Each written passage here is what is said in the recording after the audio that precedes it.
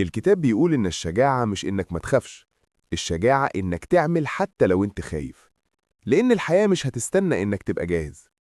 في جزء كمان مهم عن التوقعات. الناس بتتعب لأنهم متوقعين إن الحياة لازم تكون سهلة، وإن الناس لازم تكون عادلة، وإنهم لازم ينجحوا بسرعة.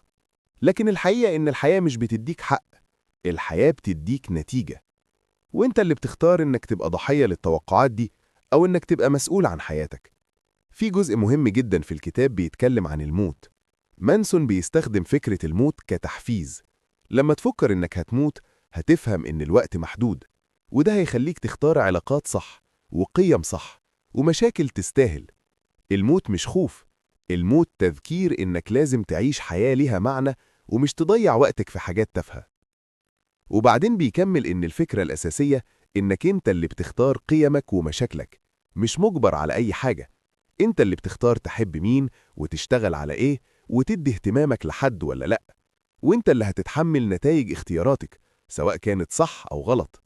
وبجانب ده بيقول إن في حاجة اسمها المسؤولية العاطفية، يعني كل واحد مسؤول عن مشاعره ومش لازم يلوم حد على مشاعره.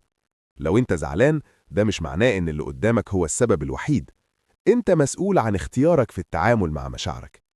الناس اللي بتلوم غيرها على مشاعرها بتفضل ضحية، وده بيخليهم ضعاف.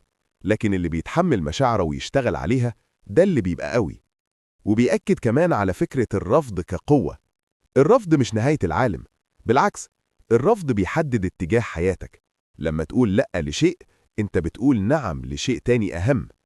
الناس اللي بتخاف من الرفض بتعيش حياة مش بتاعتها، لأنها بتتبع رغبات الناس بدل رغباتها. في النهاية الكتاب بيقول إن حياتك بتتحدد بقد إيه أنت بتختار المشاكل اللي تستاهل. مش لازم تهتم بكل حاجة، لكن لازم تهتم بالحاجات اللي تستاهل وتتحمل مسؤوليتها. لازم تعيش حياتك بقيم صح وتكون صادق مع نفسك وتختار مشاكل تستاهل تعبك، لأن في الآخر أهم حاجة إنك تعيش حياة ليها معنى، مش حياة مليانة توتر واهتمام بتوافه.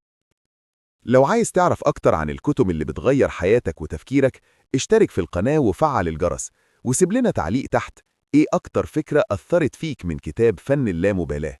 ولو عايز ملخص لكتاب تاني اكتب اسمه وهنعمله لك.